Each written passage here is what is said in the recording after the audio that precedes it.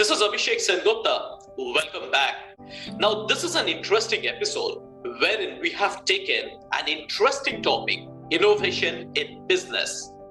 Now, we have with us someone special for discussion in this topic, Stephen Cook. Let me give you a small introduction of Steve. Steve Cook is based in Oklahoma City, USA, and is host of Better Business Podcast. He's also co-owner of Cook Feed and Outdoor. He grew up in a family full of business owners.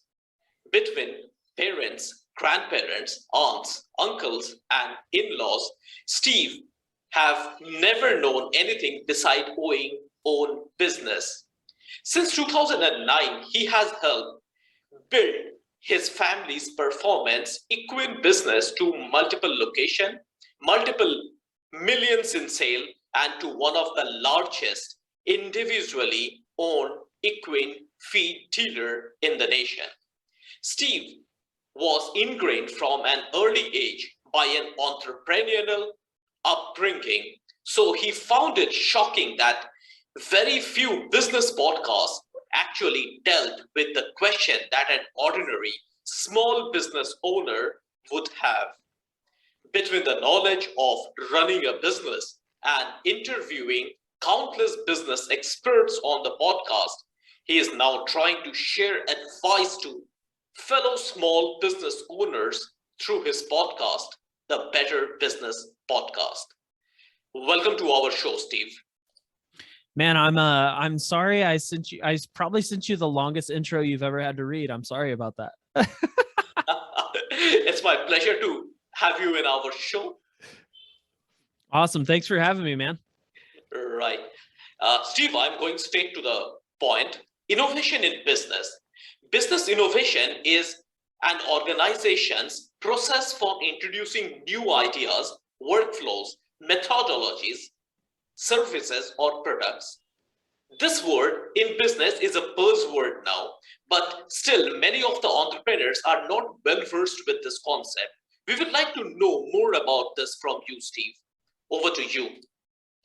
Yeah, so I think there's two ways to think about innovation. So first off, I think when you say the word innovation, like you just mentioned, a lot of people's minds go to creating a new product. So they think of like Amazon putting $100 million into a certain product or something like that. And it's this group of secret people that are working on the secret project and things like that.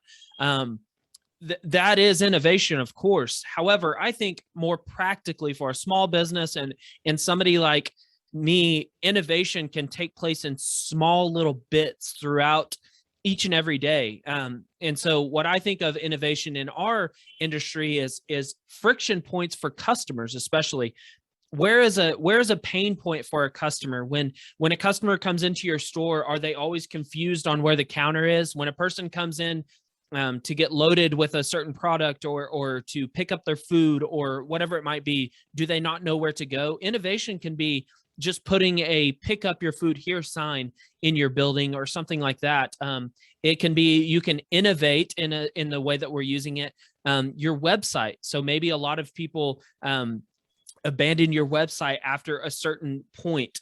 So where is that point? Is it when they show the shipping? Is it that point? Is it from your homepage? So innovation can be this idea of creating a new product and spending millions of dollars on something. But I think more practically, innovation needs to be each and every day you're trying to make the process of running your business better. Stephen, that's pretty interesting because whenever we think of innovation, people might be thinking, of course, whatever you have said, putting millions of dollars and creating a huge, team probably for that, doing some kind of research work. But innovation can even be, even in its smallest form, probably, simplifying a process, giving a new experience to the customers, probably. At times, it might not require even a single dollar, probably.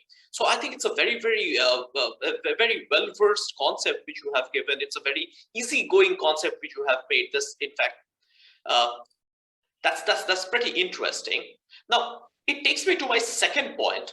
How is innovation used in business? Innovation refers to the creation of more effective processes, products, and ideas For a business, it could mean implementation of new ideas, improving services, or creating a dynamic product. By innovation, we mean changing the business model and making changes in the existing environment to deliver better product or services. How exactly this happens, what exactly as an entrepreneur one should do to use innovation in a proper way in business. Over to you, Stephen. So if you want to innovate as an entrepreneur, what you have to do is you can't look at what other people are doing. That's the number one thing. You have to look at yourself. You have to look at your business and say, what does my business need? And that's the sole job of an entrepreneur, is to keep that business alive and keep that business running. That's their whole job, is to keep profit or growth or whatever your goal is. So I think each entrepreneur needs to look at their individual business. Now, what's incredible is that at different stages of your business life cycle, or at different times of the year, or whatever that might be, each business might need innovation in different areas. So for us right now, we've gone through an incredible growth period over the last like 6 to 12 months. So we don't need to innovate in the way that we market or in the way that we gain new customers and stuff like that. That's not where we need to innovate. Right now, we need to innovate on how can we get products to the other stores better? How can we, streamline the process of checking people out and ringing people up and things like that? How can we innovate the process that we hire people and train people? So really, this idea of innovation can be different for each and every individual business.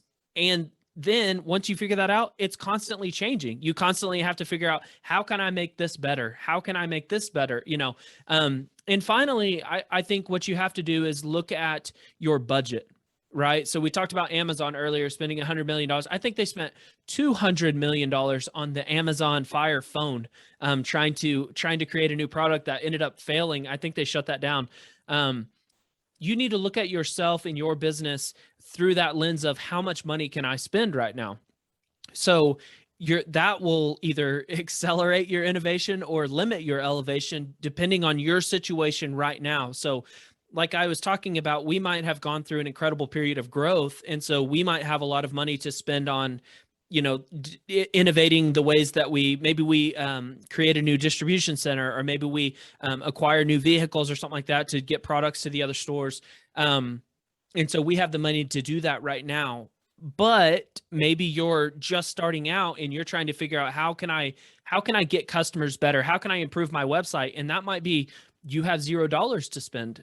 So that will determine how and what you innovate as well, depending on how much money you have and what you need at the time. Wow, Stephen, that's a great concept which you have just explained.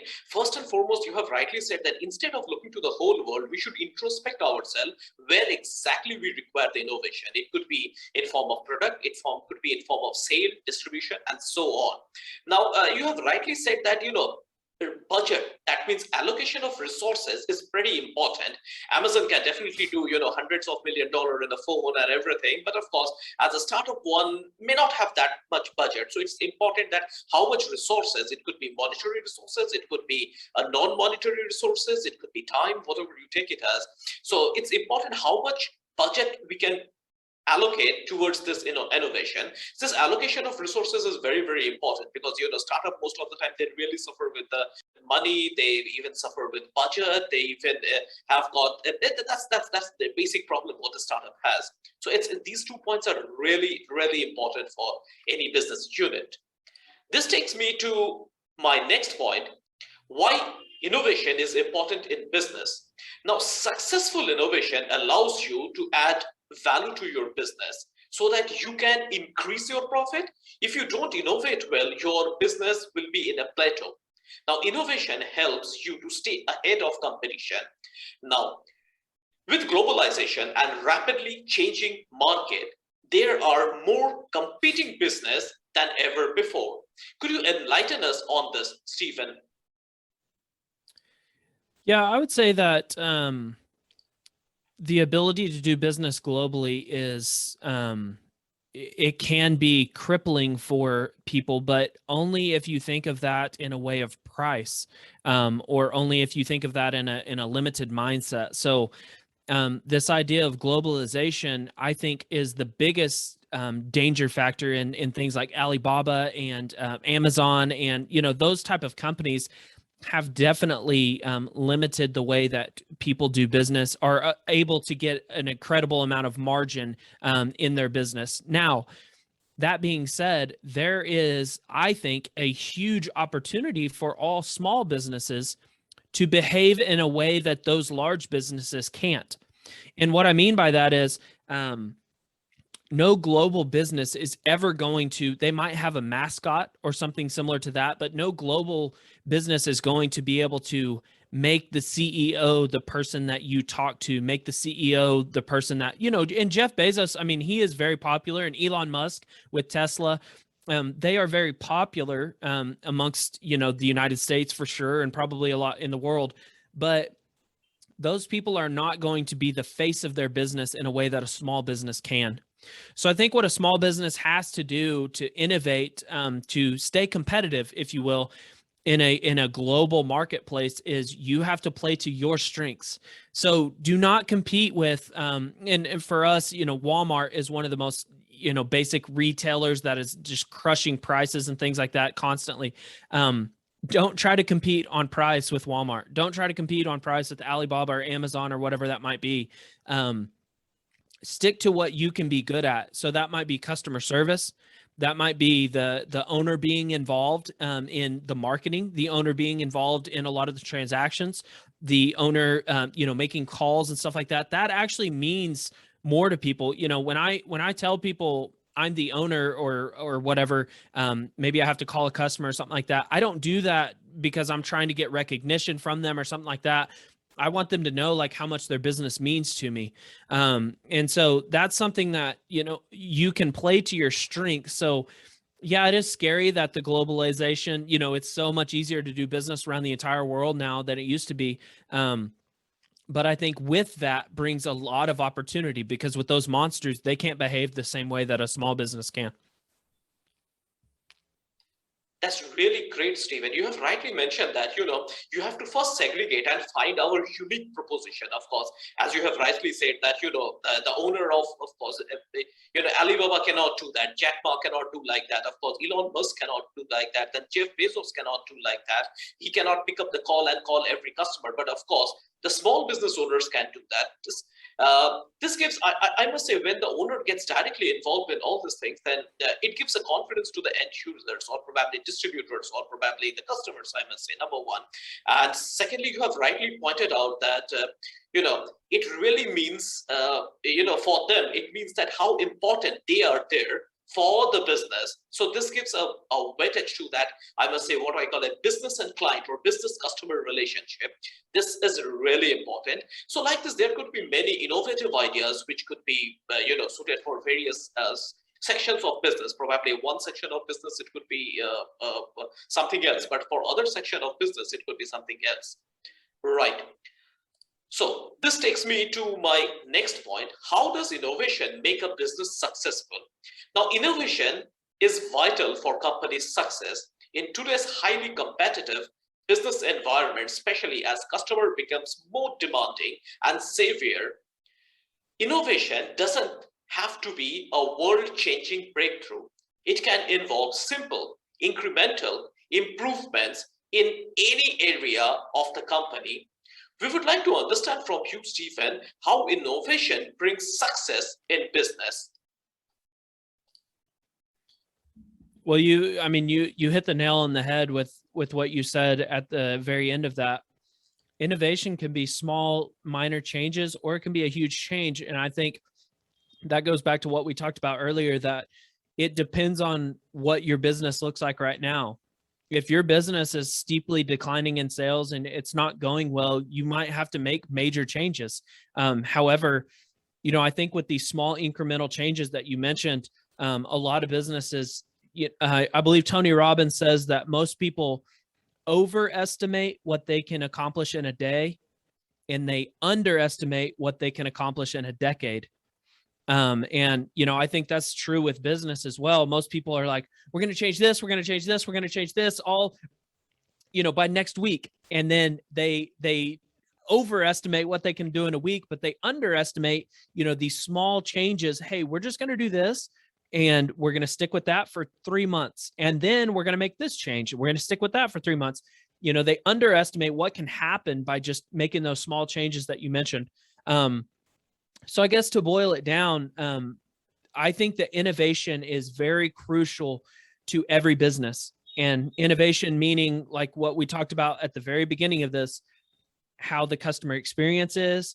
Innovation could be in your marketing. Innovation could be in even your book work and how you do book work and things like that. It can be new products. And we've knocked a lot of the new product development and things like that, but that's very important for a lot of, IT or software companies and things like that.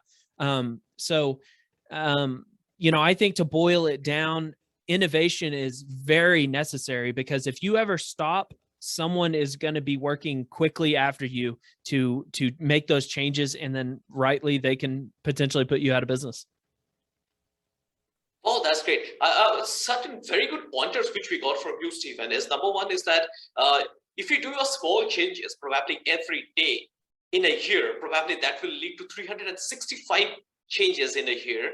So likewise, people, people always overestimate what can they do in a small frame of time, because that's something where they require a right mentorship. They can say, oh, within a week, I can do this, I can do that. But if you ask them what they can do in a decade, probably they don't have an idea. So it's always said that a minor deflection, or probably a minor deflection every day, can lead to a huge deflection at the end of the year. So probably that is definitely there. So I'll go to my next point. What makes a business idea innovative? A product or an idea becomes innovative when it stands out from the rest and truly makes the customer's life easier. A successful change that can convert knowledge and idea into benefit in form of new or improved product or services, which is capable of being innovative. We would like to know more, and could you enlighten us on this idea, business idea innovation? Over to you. On exactly, just kind of expand your point a little bit on which side of customer, on the customer side? Yes, the customer side. Yeah, I think innovation on the customer side is probably the most crucial.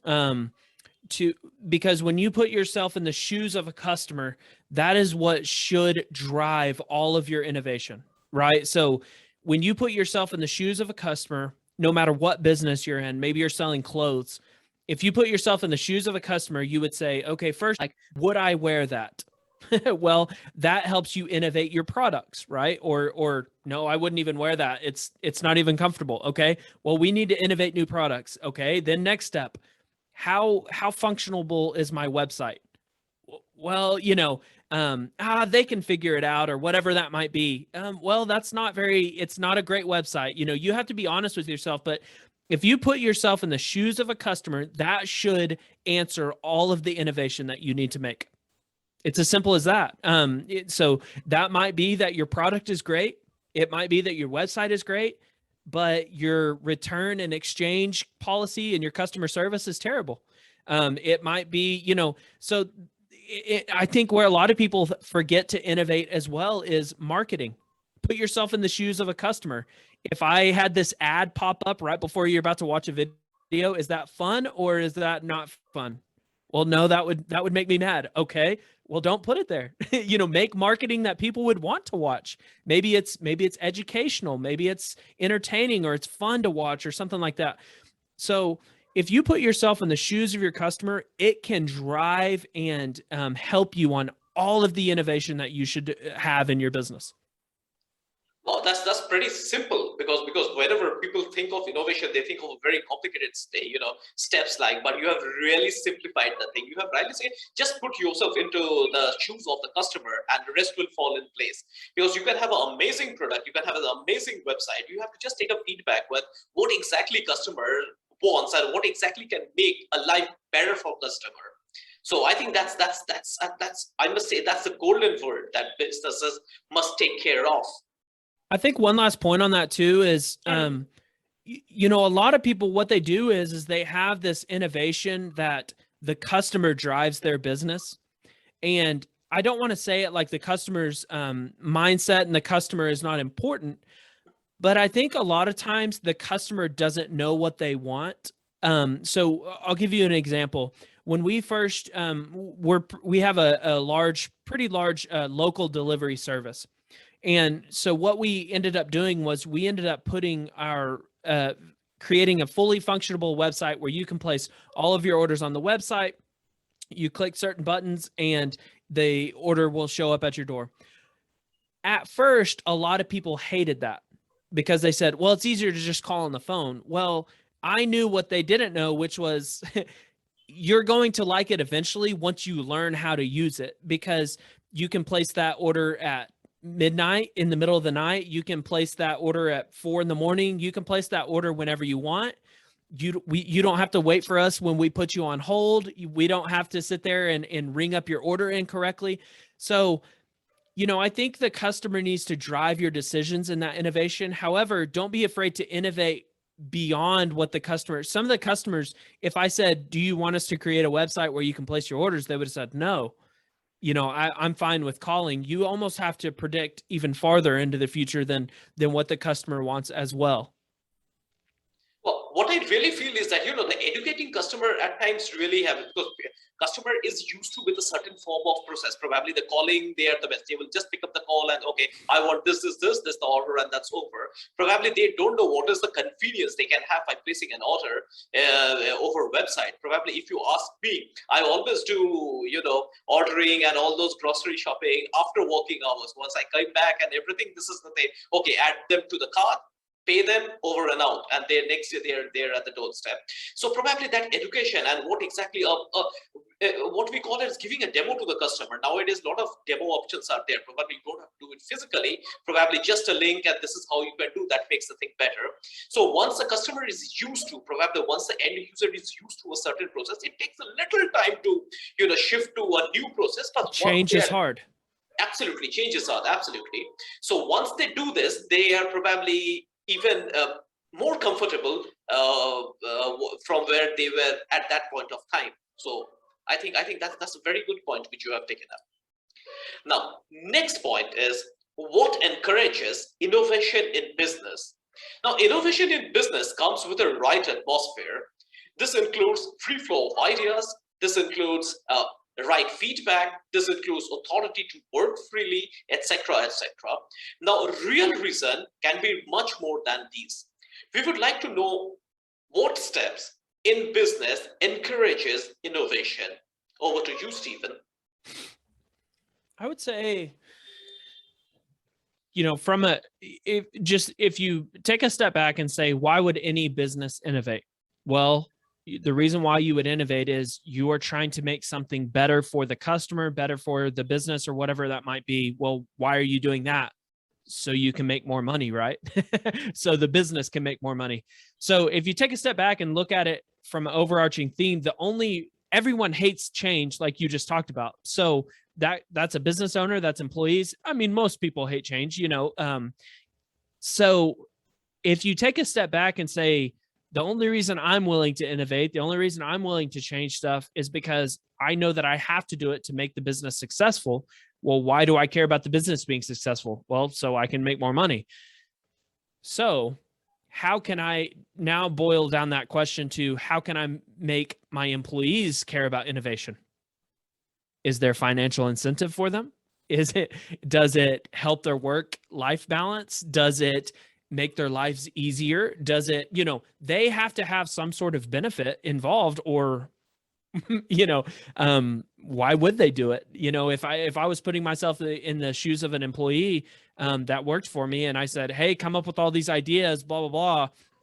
Like, yeah, they might find it fun or entertaining or whatever it might be. But at the end of the day, if there's not some sort of incentive, whether it be financial incentive or whether, it's days off from work, whether it's, it makes their lives easier. Hey, and it might be as simple as this. I know that a lot of people have been getting yelled at by customers over this. How can we fix this to make your lives better? It doesn't have to be a financial incentive every time. It can be, this makes your lives easier, which in turn makes my life easier. But at the end of the day, I guess basically you have to put yourself in the shoes of an employee and say, if I was in that position, why would I care about this? Because innovation doesn't just come from a 30-minute brainstorm session. Innovation comes when you go home at night and you're in the shower and you think of something. It comes when you're driving to work and something clicks and you think of something when you're driving your car or whatever. Well, how are you going to make employees care that much to think about work outside of when they're being paid? How are you going to make them care so much? So there has to be some sort of incentive involved. So that might be a tiny bit of financial or whatever incentive that might be. There has to be something in it for them. So I think that's up to the business owner or the leader to decide that.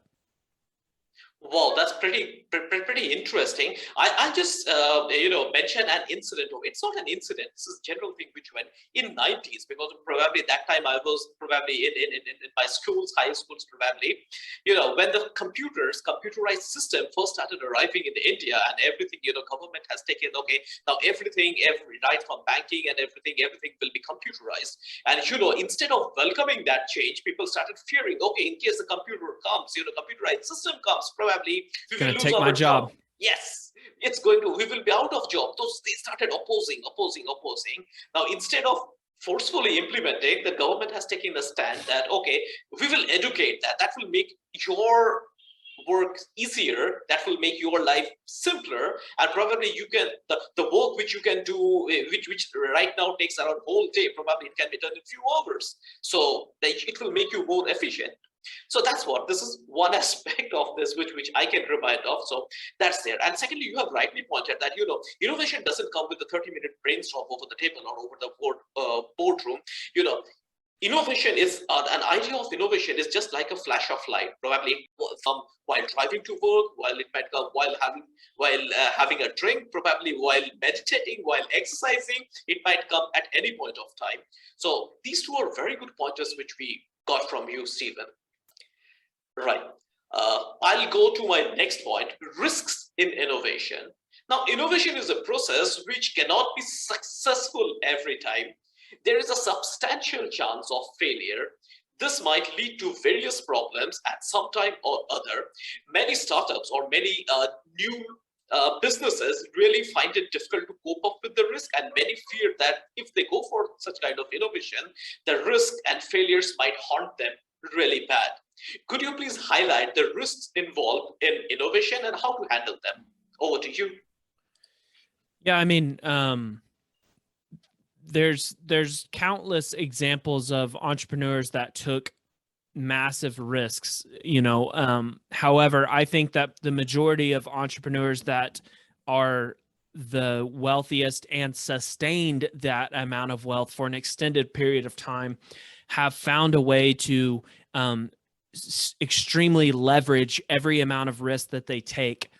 And so I think this question of risk and innovation goes back to our original point at the very beginning of, you have to figure out what stage of life you're in right now, or what stage your business is in right now. So for some people that might be that, they can risk up to $500, but beyond that, that's, a ton of risk for them. It might be at a stage where they can risk tens of millions of dollars, and if it flops, so be it. So I think you have to question yourself. And like we had mentioned before, I think the most common way that innovation can take place is by doing the work